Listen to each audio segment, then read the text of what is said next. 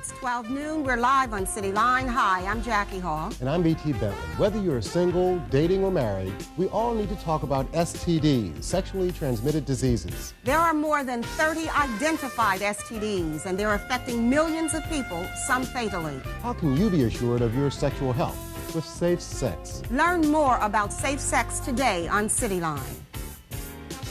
Assessing the state of unemployment, I'm T. Montier, and today on Newscap we take a look at who is working and who is not. Hi, Harold Anthony here, and I'll bet you a buck that I can make you look at your TV like this. Stay tuned for Sylvester on today's entertainment page. You won't believe your eyes.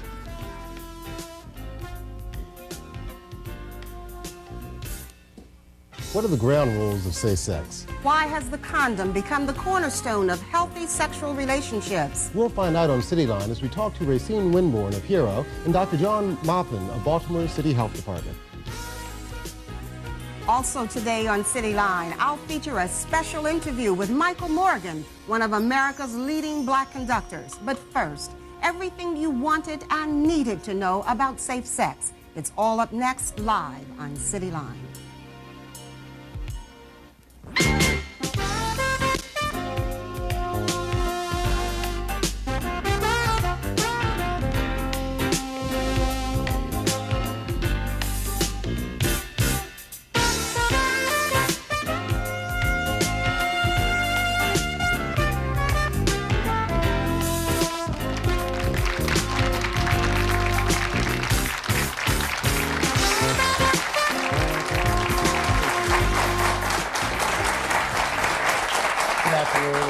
To this week's edition of City Line. You know, last week when we were promoting the show, we did it with a little bit of levity, but really the topic of discussion today, safe sex, and the reason for it, AIDS, is really very serious. It is extremely serious, so much so that it's impacting on the way we handle relationships, and it's at the core of male-female relationships or any other relationship that one has. Very much so, and we have with us today two individuals who are going to help us both understand a little bit more about the disease, about its effect on our society, and what we have to look forward to in the future. First off is Dr. John Maupin of the City Health Department. Thank you for being here. And of course, Racine Winborn back again from Hero. AIDS. Let's get a quick redefinition of AIDS, just in case someone hasn't heard about it, which is next to impossible. It's a disease that affects the immune system, knocks out the body's ability to fight off the normal diseases that we fight off every day. It is a virus. It's what we call a retrovirus. It is transmitted through body fluids. It's transmitted by sexual activity, blood-to-blood product transmission. It can be passed through the placenta to the unborn child. That is basically the mode of transmission. It was passed, and we found some cases in blood transfusion. We find it through the use of IV needles. We find it through the use in unprotected sex or the exchange of body fluids. You've mentioned body fluids as through the sexual contact and, of course, blood. Now, we've been hearing rumors, even as we discussed today's show, about saliva and other body fluids, such as, I guess, perspiration even. Virus particles have been found in saliva and some of the other body fluids. However, the ability to transmit the disease, there's been no evidence at this point in time that shows that you can transmit the disease from one person to another through sneezing on some individual, through perspiration on your hands or body where you hug or touch an individual. It must be an exchange of fluid, and it most predominantly has been from semen and from blood. Now, I think it's important that we make clear another distinction, and that is that you may have been exposed to the AIDS virus and not have the disease. What does that mean? What does it mean if you're exposed and don't have the disease? Essentially, there are 3 tiers to the virus. A person can be what we call HIV positive, HIV being the name of the virus, and be an asymptomatic carrier. They have no symptoms. They look like you or Dr. Maupin and myself, perfectly healthy. They are infectious, and they're able to infect other people. The second tier to the virus, or HIV infection, is what we call AIDS-related condition, or ARC. A person is not only infectious, they are now exhibiting signs of symptoms related to this infection. The third tier is what we call full-blown AIDS. Person is infectious and has two opportunistic infections that we generally identify with AIDS, full-blown AIDS. In all three states, you are infectious and able to infect other people. And currently, it's estimated in Maryland alone that there are anywhere from 60 to 80,000 people who are HIV positive and don't know it. How many are known as of this counting period? In terms of the numbers of cases that have been reported or that you can definitely estimate. See, there's a big deal. When you mention the numbers of cases, the only cases that are reportable are frank disease cases. In the city of Baltimore, there are approximately 200 AIDS the disease. When you talk about how many people have the virus, that's not a reportable condition. So the number generally is used that we have somewhere around 100 times or greater the number of people with the disease, and I think as opposed to the number of people with the virus. I'm sure Dr. Malpin would join in me in urging that the audience and people listening learn to distinguish between AIDS and HIV infection. Okay, we're going to get into that a little bit more now. The topic today is safe sex.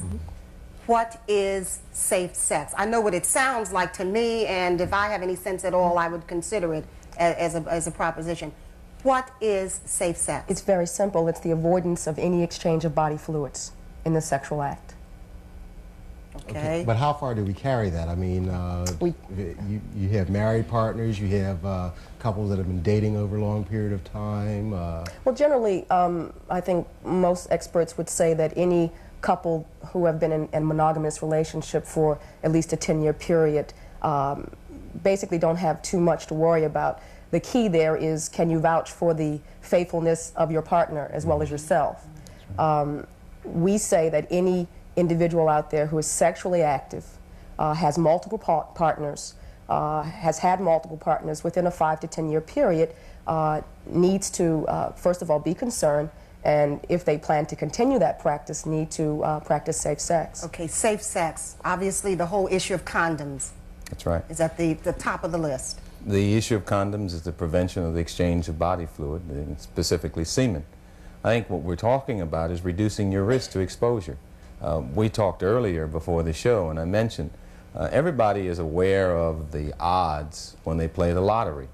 And they say that some people bet very heavily with odds that we know are somewhere between 1 in 500, 1 in a million, and they'll still lay that bet on the table hoping to hit that one shot. Well, if the odds are 1 in 30 that you may end up with an individual in the sexual activity with an individual that has the virus, then if those odds obviously must be far better that you will end up getting the virus than it would be you winning the lottery. So I think that people have to take in terms of what are the chances? If I can win the lottery, then I can also win at exchanging this virus, but that's not a win situation. That is a sick situation. That's an infected situation. Okay. So you don't want to take that chance. We're going to pick up with that when we come back, but we do have to take a break. We want to invite those at home to call in at, 481-1313 if you want to take part in the program. Please stay with us. We'll be right back. I think we need to get into the program itself.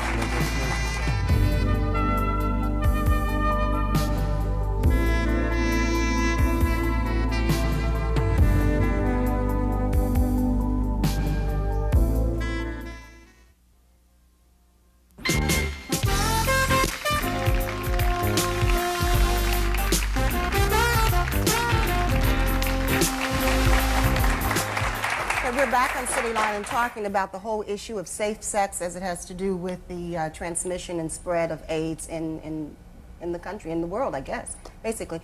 Some of the things that you're doing to kind of highlight the need for people to be more and more aware of safe sex. And I have some of the items in my hand now. Why don't you explain those and what kind of response are you getting? I'd like to just quickly backtrack on a point that Dr. Malpin was making. People have to understand that this virus, this disease, is not something that you can literally walk up to a person and say, you have AIDS, you have the virus. That's why we stress the importance of changing your sexual habits, limiting the numbers of partners. What HERO has been involved with for the last year is a massive condom distribution drive. We've given out already 100,000 condoms. We're averaging 15,000 condoms a month since June of '86. What you have in your hand and what some of your audience received was our healthy gift packet, which includes 2 condoms, some lubrication cream, and a brochure on how to put on a condom. You'd be surprised at the number of people, professionals in the medical field, family planning experts, as well as the general public who have no idea how to put a condom on. What you need to do is you take the lubricating gel that you have on the table, you squeeze some of it into the tip of the condom prior to rolling it on, and that way you take out any excess air. If you didn't do that, you'd have to deal with a breakage problem. Condoms do break if they're not properly used. Okay, now in addition to the condoms, you also in that same kit have a little flyer here called Playing Safe.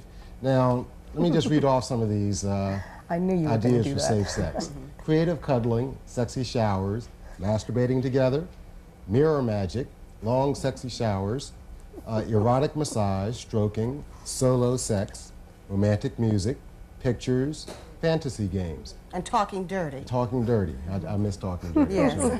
Now, you know, not meaning to be light about it, I mean, but this sounds like a boom to the pornography industry to me. Well, I don't think we look at it that way. I think it's simply terms that we have compiled based on our discussions with people over the telephone on our hotline number of slang for certain sexual acts that people engage in. So that we felt that one of the ways that we could be effective at reaching the public is to meet them where they live, refer to terms that they're familiar with. I guess my concern is how realistic are we being? How realistic are we being when we're talking about changing the sexual attitudes that people have had for so many years? Are we going to be able to do it? Well, you know, there was a sexual revolution. I can remember growing up when teenagers used condoms. I mean, as a young man, I can remember before the invention of the pill. I mean, people were concerned about pregnancy, and your father, your grandfather, or an adult would talk to you. So, I mean, there have been some changes. I think the important thing to remember is there needs to be a change. There's no question about it. There needs to be a change. Whatever mechanism you have to use to make that change occur, it needs to happen. And there's a grave concern within the black community. One, I am concerned because cigarette smoking, we know, there's no concern, no confusion about it, is dangerous to your health, can cause cancer, heart disease, and all the rest. And we know a number of people are stopping their smoking habits. I myself recently just stopped. However, it took me a long time, and I'm part of that problem. Within the black community, I don't see that change occurring on smoking, and you can see, you know it from the ads that go up on cigarettes. But what we're They're in the talking black community. But my point here is that for some reason, the approach to change within the black community has been difficult to get across on things that we know are fatal. Here is another issue. This is going to be, what I'm saying is, if we thought that stopping people from smoking was difficult, stopping the issue and the change of the lifestyle of sex in any community is difficult. Stopping things based on the fact that they're unhealthy for you has always been a difficult issue within the black community for some reason based on the approach. Okay. And I think we need to have a new approach. Okay, we're going to get into that. We have additional time to do that, but what we want to do now is introduce you to another guest who is a member, who is a part of this discussion. And to protect her identity, we're going to call her Blanche today. She has tested positive to the AIDS antibody. Is that correct? And welcome to City Line, Blanche. We'd like to come to you now and draw you into our discussion. Great. Welcome. And how are you feeling today? How are you feeling now? Right now I'm a little nervous, but I feel real good. I feel real good. Now, Blanche, I believe we understand that you became exposed to the virus through intravenous needle, IV drug use? Yes. Okay, now is this something that you continue to be involved in, or is it something that you've pretty much gotten away from? It's something I've gotten away from after the fact of finding out that I did have contracted this disease. And it was devastating to me because when I first found out, the only thing that I heard was AIDS. I didn't hear virus. How long have you known that you do have it, and that you did not have it, but that you tested positive? How long ago? Yes. How long ago was it that you learned that you... A year and a half now. Has it in any way affected your behavior? Have you kind of cut back, or have you completely stopped using drugs, or just what now? It has brought me to stop using drugs altogether. That's very good. How has it affected your social life? In the beginning, it was a real isolated and a struggling situation because I didn't know that much about it, and I don't know. It's a lot of changes went on back then because I was told not to tell anybody. And this was too much to keep to myself, and the reason I was told not to tell anybody was because it was people would treat me different. You've adjusted to it now? I'm adjusting to it real well now because of the people that I've been dealing with now that's taught me a lot, and I see that they care. Now, of course, the subject today is safe sex. Have you in any way diminished your sexual contacts, or do you indeed practice safe sex? At this point, I don't practice sex at all.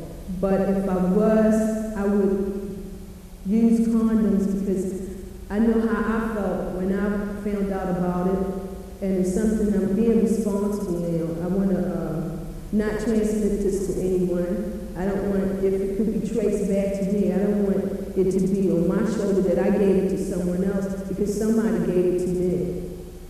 Do you go through each single day with this on your mind, somewhat in the forefront of your existence each day?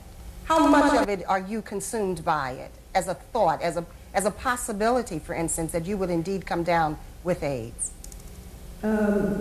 Now, I don't think about it every day like I used to. In the last few months, I have not been thinking about it like that. But I do think about coming down with AIDS, and it's something, a constant reminder that's in my lifestyle all the time because of the way it's becoming a topic of interest here now.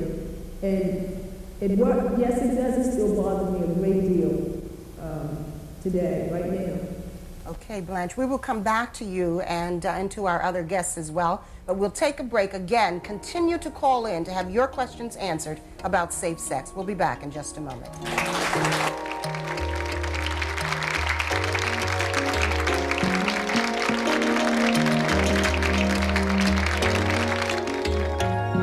Coming up on Newscap, we take a look at the latest unemployment figures.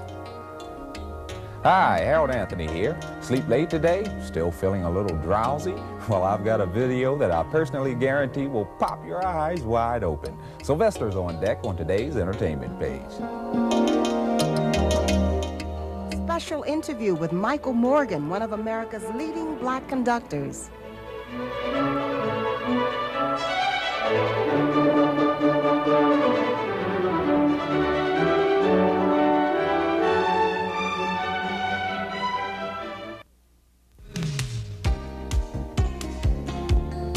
Now, here's this week's community calendar.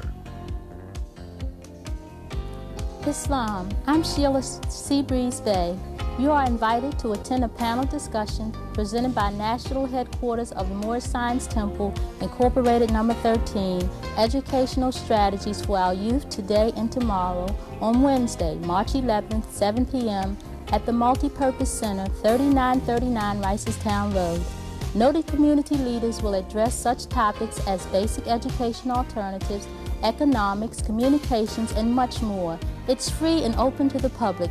For further information, call 243-3571. Hello, my name is Kevin London. Aggressive Drive Against Poverty's Traditions, or ADAPT, invites you to a fundraising extravaganza on Friday, March 13th at the Woodstock Nightclub, from 9 p.m. until 2 a.m. The evening will be hosted by Lenny Lyles. Special guests include MCs Randy Dennis and Curtis Anderson, illusionist Bill Gross, vocalist Karen Sutton, and Street Clothes. Fashions by Becky Goodwin, male and female exotic dancers, and much, much more. Proceeds will benefit the ADAPT project. For tickets and further information, call 792-9691.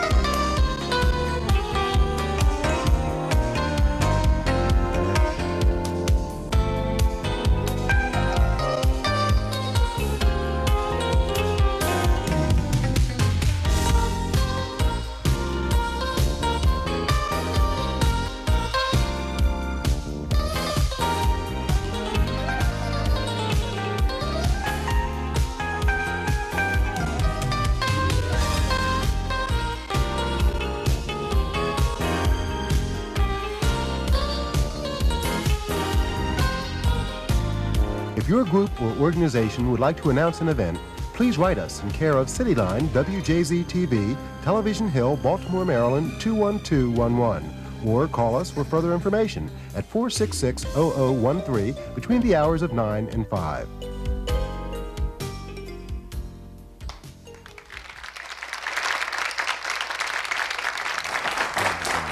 Welcome back to Cityline. We're talking with Dr. John Malpin, Racine Winborn, and a special guest, Blanche, about safe sex, particularly as it relates to the subject of age. And you have a question or a comment? Yes, Dr. Malpin, you had talked earlier about how we need to change our, make a revolutionary change in the way we're conducting our sexual lives. As a parent, what would be a good way to address our teenagers and our children who are about to become sexually active and encouraging them to make this change? Could you give us some pointers? Very important. Very good question. I think, I don't know, each parent has an individual way of relating to their child. I think the most important piece is to be able to sit down and talk frankly about sex and about responsibility and decision making. There are a whole lot of things that come into play in sexual activity in teenagers. One, there is the issue of peer pressure.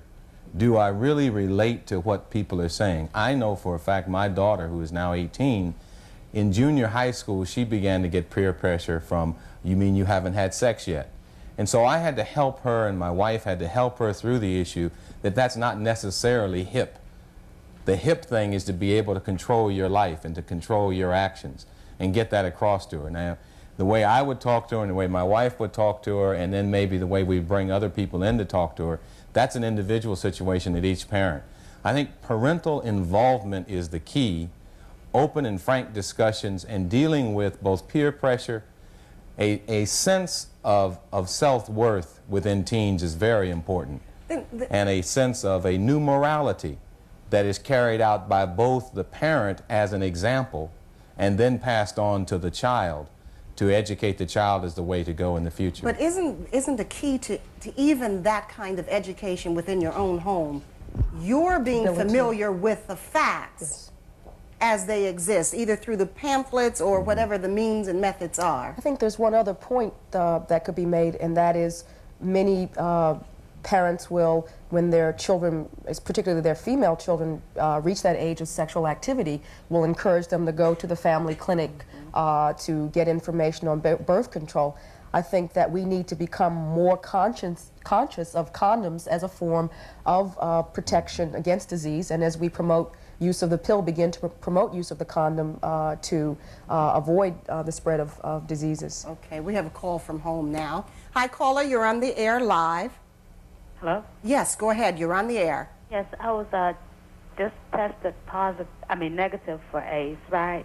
About 3 months ago or 4 months ago, but then sometimes I get these bumps on my vaginal area, right? And I was wondering if that was any concern to be, worried about it. You said you tested negative about 3 months ago? Yeah, negative, right. Have you been sexually active since that time? Yes, I have. Have you been practicing safe sex? Been using a condom? No, I haven't. But this is something that's been happening now for like about, I guess, 6 years now. But the first thing that I want to stress to you is that you ought to be using condoms.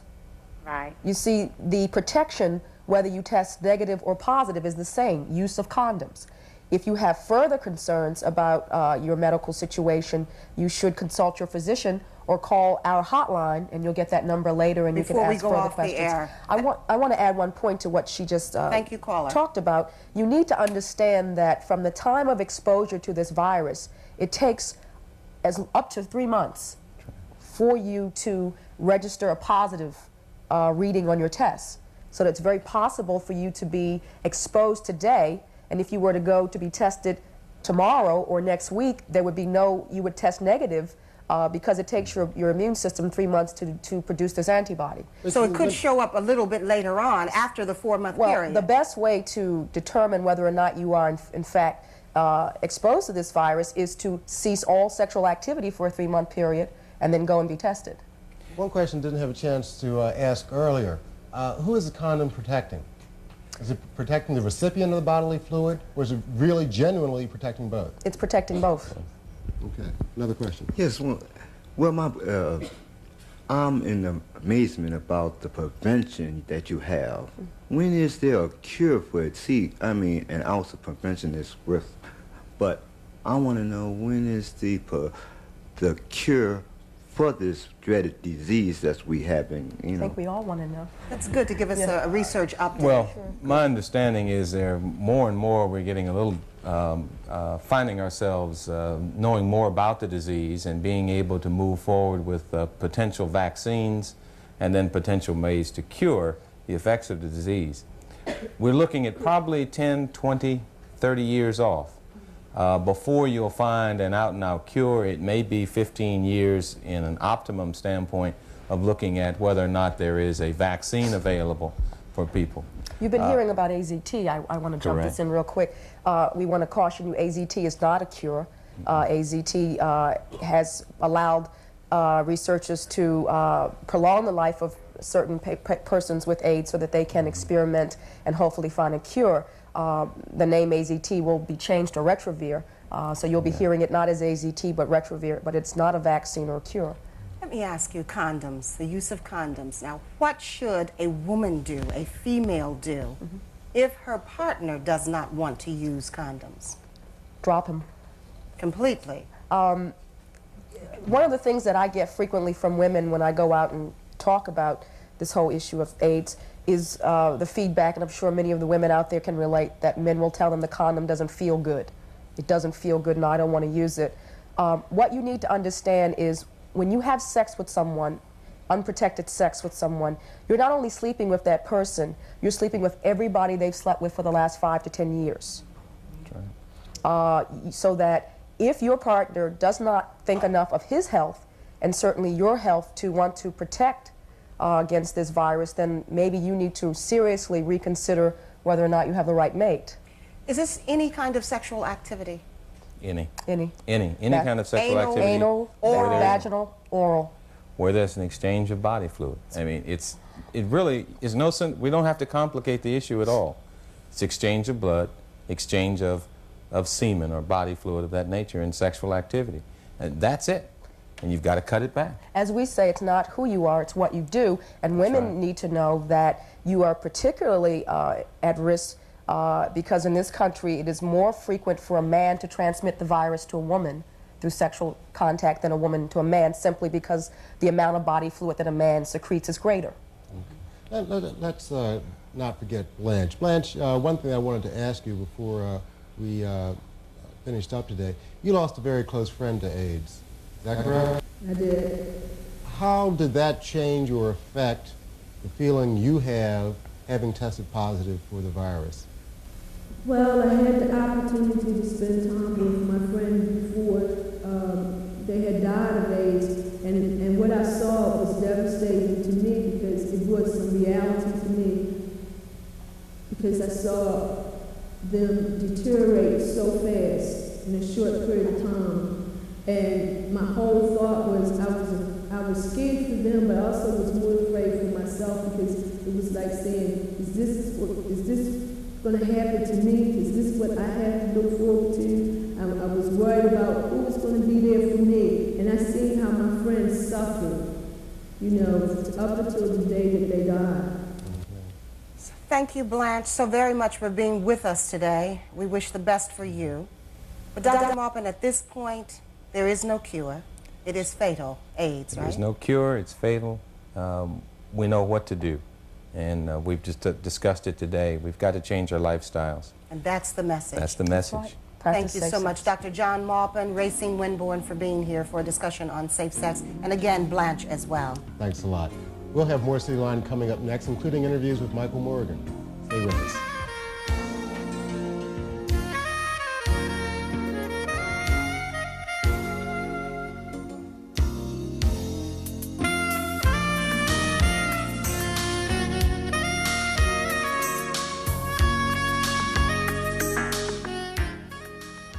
Coming up with Newscap, we take a look at the latest unemployment figures. Hi, Harold Anthony here. Sleep late today? Still feeling a little drowsy? Well, I've got a video that I personally guarantee will pop your eyes wide open. Sylvester's on deck on today's entertainment page. And still to come, a special interview with Michael Morgan, one of America's leading black conductors.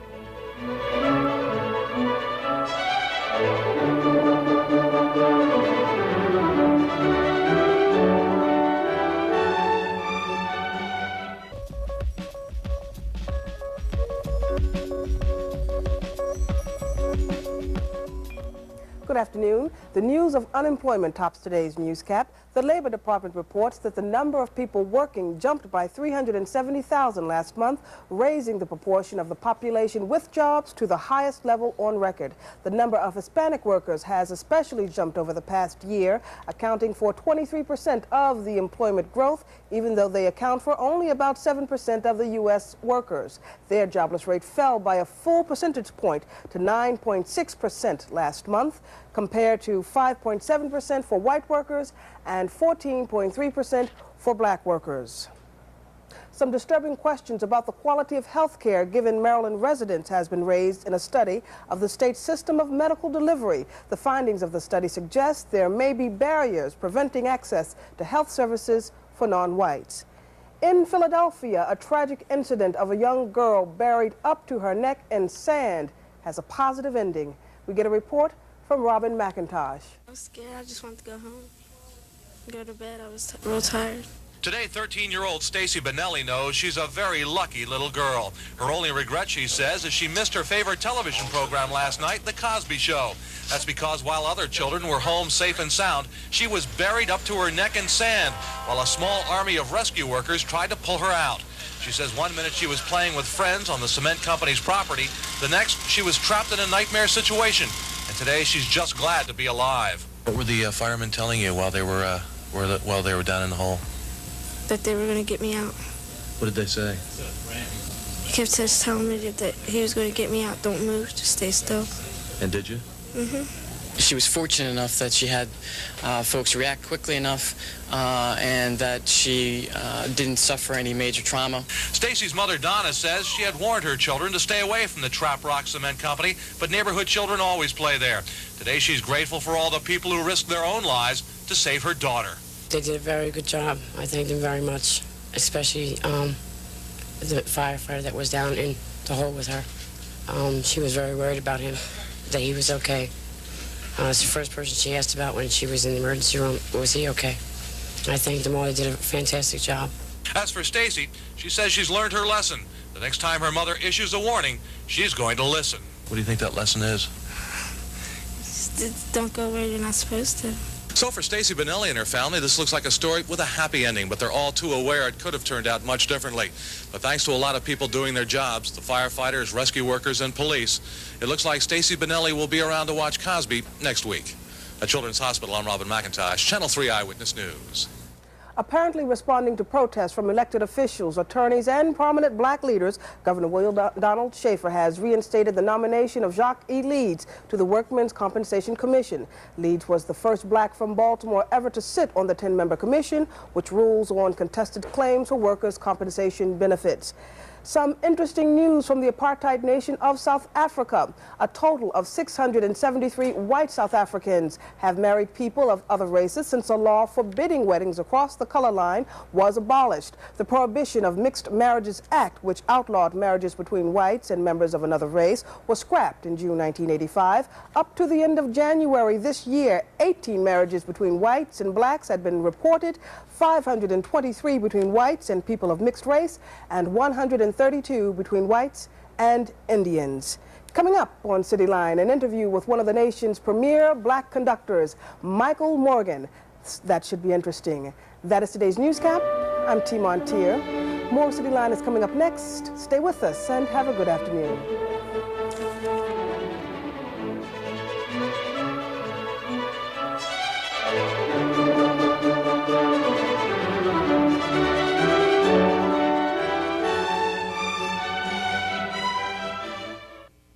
Recently, Jackie had the opportunity to interview one of the most promising young musical conductors in the United States today. That's right. It was my pleasure to meet Michael Morgan. For many, his name is not yet a household name. But for those who saw him on ABC's 2020 this past week, it is fast becoming familiar. Michael Morgan, 29-year-old Washington, D.C. native, is the assistant conductor of the Chicago Symphony. He is in Baltimore today as guest conductor of the BSO. And we took City Line's cameras to the Meyerhoff Symphony Hall to talk with him.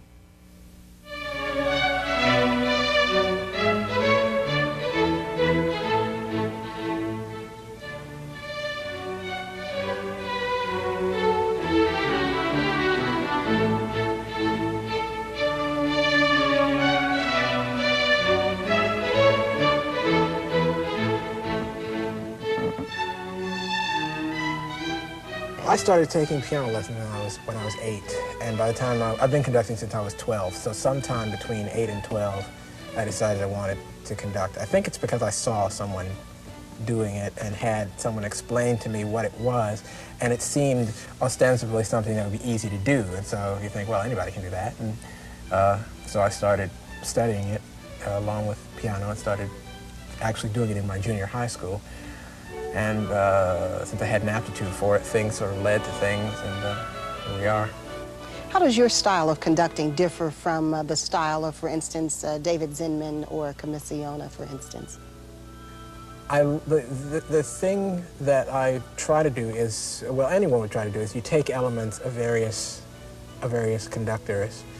For example, in the case of David Zinman, the breadth of literature that he does, right from the very beginning of music to yesterday, today even, this I find incredibly admirable because he's very good at going from style to style, and that's something I really admire and want to be able to do.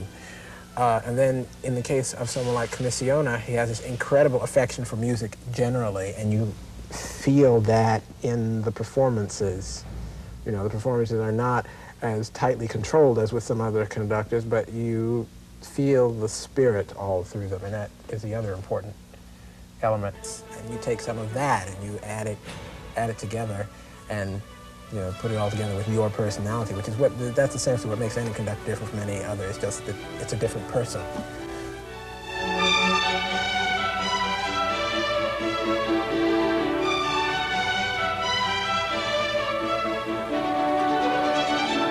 Are you constantly aware that you are a black conductor and at this point in time, perhaps the leading black conductor of a major orchestra in the country? Well, if I ever stopped being aware of it, I would be reminded almost immediately because it comes up all the time. Actually, the most important aspect of it is the connection between the various black classical artists, of which there are not exactly millions. Once we meet, we generally tend to stay in touch and talk about various, our celebrating whatever victories we have and talking about whatever difficulties we have. And in the camaraderie, I think that's the important part. Plus, the conductor has a lot of influence these days. If my career continues the way it has, I can, help other people along. So that, in that way, it's important.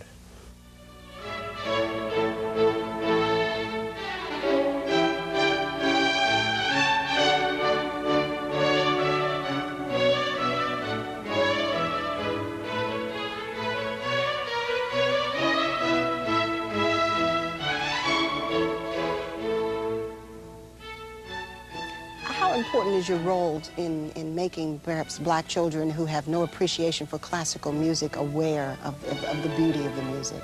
In Chicago, I go into the schools a lot to talk to the kids before they come to their youth concerts. And this business of demystifying the whole business of orchestra music, that orchestra music is supposed to be fun. You don't come to a concert and sit as though you're in church or something. It's really meant to be entertainment. And if it's not entertaining, it's our fault. It's not, not theirs. I mean, this is something you should enjoy, and if you it's like anything else, you open your mind to it, you can enjoy it. You might not enjoy everything about it, but there will be things you like.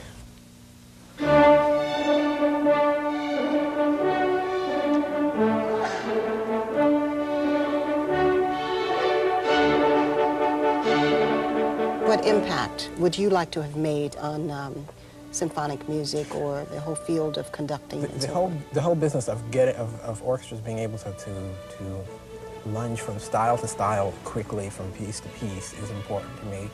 Helping along like-minded artists wherever I can, people who pay attention to style and history and performance practices and can do music from various periods in different ways. This is the mark I really would like to leave, along with I do a lot of working with the young orchestras, young musicians. There'll be a whole body of people, I hope, who have who will at some point or another remember something I told them to do, and in that way your ideas go on.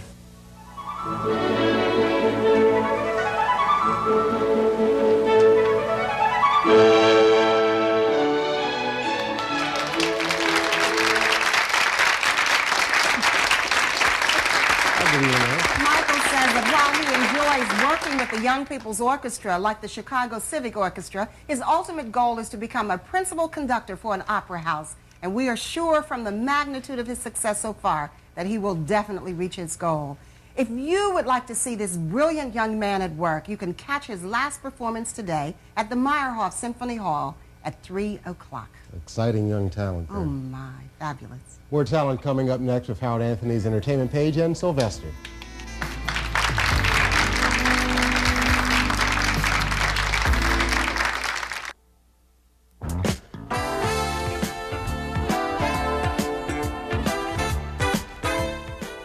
Hi, I'm Harold Anthony. It probably won't be long now before Webster's Dictionary modifies the traditional spelling of the word outrageousness. From now on, I'll definitely spell it S-Y-L-V-E-S-T-E-R.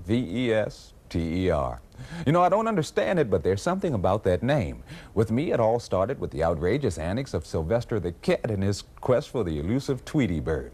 It was followed up in the early 70s by the outrageous sounds of Sylvester and his family Stone. And nowadays, Sylvester Stallone is outrageously American in all of his movies. But if you wonder what the newest outrage is on the music scene, ask for Sylvester. No last name needed. Once the driving force behind Sylvester and 2 Tons of Fun, this improvisational artist has now embarked on a solo career and has subsequently become one of the 80s most original and prolific artists. Thrown into the international limelight with the release of his smash single, Careful Harold, Do You Want to Funk?, Sylvester rocked the music world as well as the silver screen in the aerobic world when his hit was featured with both Eddie Murphy's Trading Places and Jane Fonda's workout tape. In short, Do You Want to Funk was a multimedia success of global proportions. Now comes his latest LP, Mutual Attraction, which spotlights the unmistakable Sylvester trademark of hot rhythms mixed with on-target vocals. In the debut video from this LP, shot in conjunction with the upcoming Debbie Allen dance video, here's Sylvester with Someone Like You.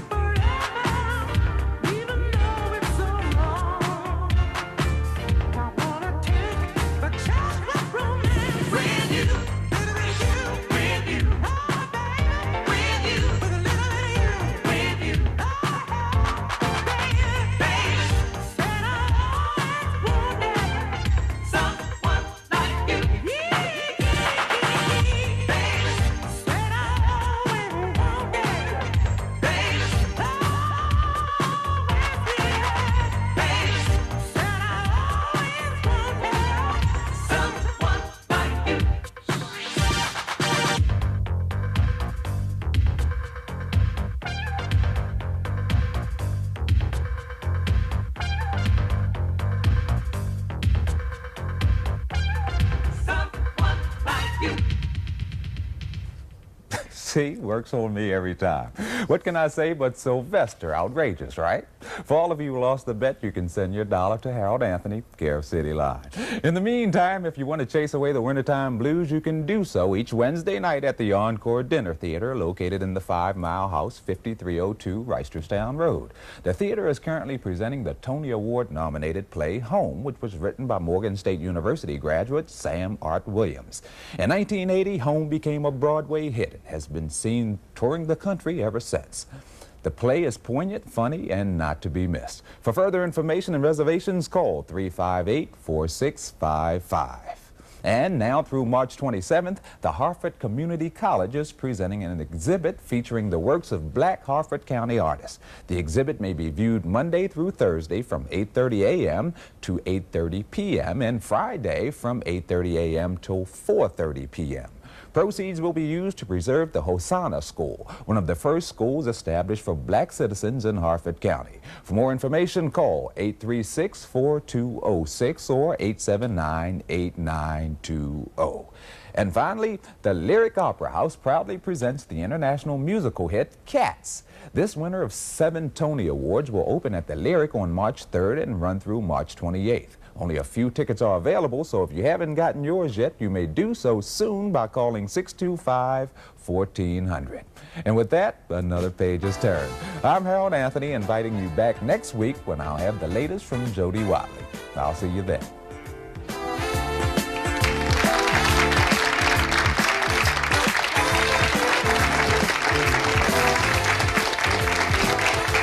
Thank you, Harold Anthony. And I tell you, Sylvester's outrageous, but Debbie Allen is fabulous. My heavens, she's great. What's coming up?